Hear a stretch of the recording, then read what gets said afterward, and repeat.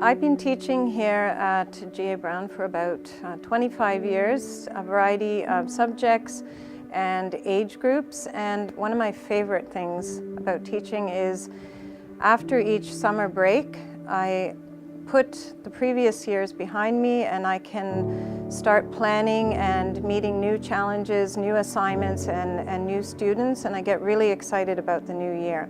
I tend to love those changes, but in my personal and spiritual life, I find changing is much more difficult to deal with.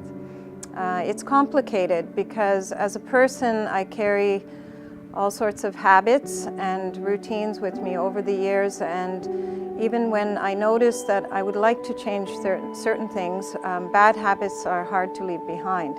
I've been supported in my Christian life at Solemn and BFC throughout the years, but last year I really started to feel that I needed to step up in my own journey and make some changes.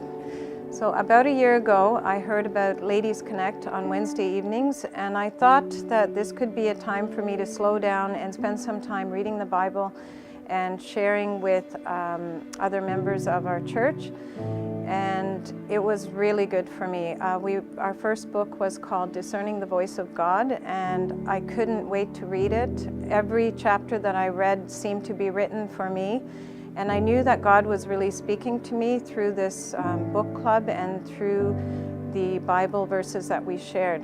A big change for me in the past year would be to really spend more time reading the Bible and seeking and understanding God's Word. Another change that I really felt I needed to work on was letting go of my anxious feelings, my worries about the future and about my family. And I'm learning to trust God and remember that even when I find things are not possible, everything's possible for Jesus, and I know that I can always trust Him. And I would really like to see a change in my attitudes and my feelings towards different situations, and rather than get upset and angry and frustrated, I want to feel peaceful that Jesus is in control. So I'd like to share Galatians 5 verse 22.